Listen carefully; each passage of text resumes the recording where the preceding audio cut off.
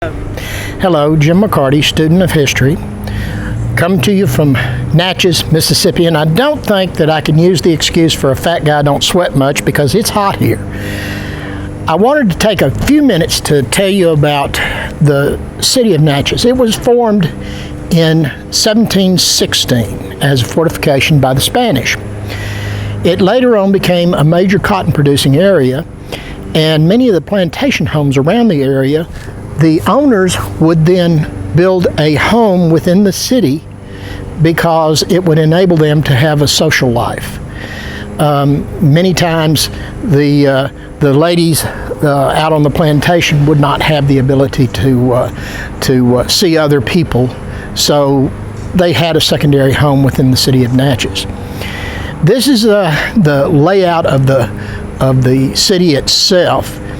We had mercantile people. We had early on. It was a lot of hunters and a lot of traders.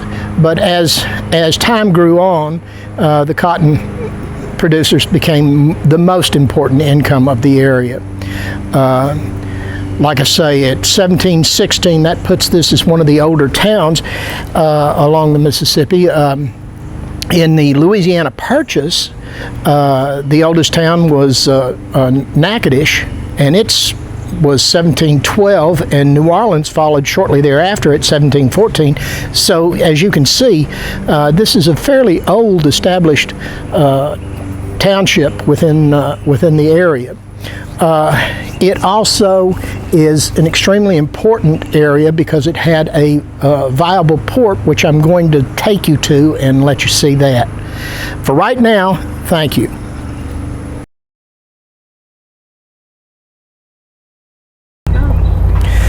Hello, I've now moved to under the hill at Natchez.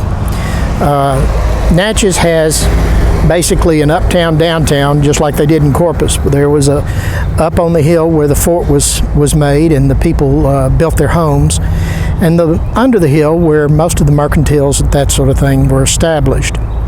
Pardon me if I start sweating like a stuck pig, although pigs don't sweat, but it's hot out here. To tell you what happened at this area in trade and things like that, they built 4 mercantiles about mid to late 1700s, and they were down under the hill here. What the purpose of that was at that time, it was to trade with the Indians and get furs and things like that they needed. As time went on, in the late 1700s, early 1800s, more cotton was starting to be planted, and cotton was needed to be picked up and pulled out of here, so their docks became working docks for the cotton industry. This was a kind of a rough and tumble area of town. Your nice people lived up in the bluffs, and your workers, dock workers, and your people from the ships and things like that would basically come ashore, and they would party and fight. A little bit of drinking going on too. You had bars here. You had whorehouses. You had gambling. So you had everything that was important to your sailors of the time. At the time, as a matter of fact, it was not uncommon for a man to be the toughie of the area. He would put a rooster feather in his cap and was known as the cock of the walk. That meant that he was the toughest guy until the next guy came along that could beat him. So there was a lot of fighting and all that going on here at the same time. So it was a little bit of rough of an area. During the Civil War, after the Americans took over in 1798, during the Civil War, the Essex came. It was a ironclad ship and docked about midstream in the Mississippi, and sent some men in to try to get ice to give to their sick and injured sailors. The town people misinterpreted that, and they had already surrendered the town, but they thought they were about to be bombarded, so they took up their rifles, about 200 or 300 of them, and started shooting at the ship, The ship got angry because one of their men was hit, so they started firing back, and they demolished a good portion of under the hill with their guns. One of their 32-pounders blew up on the ship, and so they were pulled out for a while and came back and retook the town.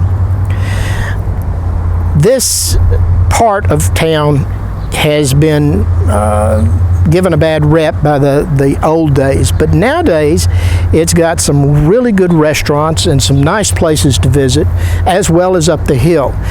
Tourism here is excellent. The food and accommodations here are excellent. I highly recommend anyone that can do so. You have many antebellum homes that are absolutely stunningly beautiful. Rosalie is one of them, which was one of the names of the fort when it was first built.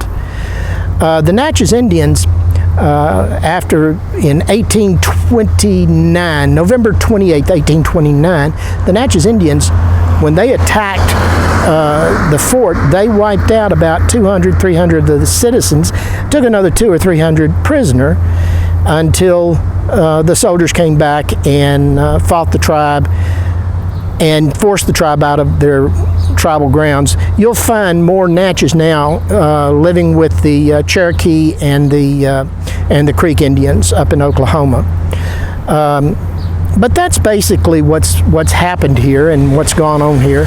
It gives you an idea of the area. I highly recommend that if you get a time or a chance to get along in the Natchez Trace, you can find out how people lived and how they worked and suffered in the days of 1700 to today. So I highly recommend it. Please view my other videos and leave your comments. Thank you.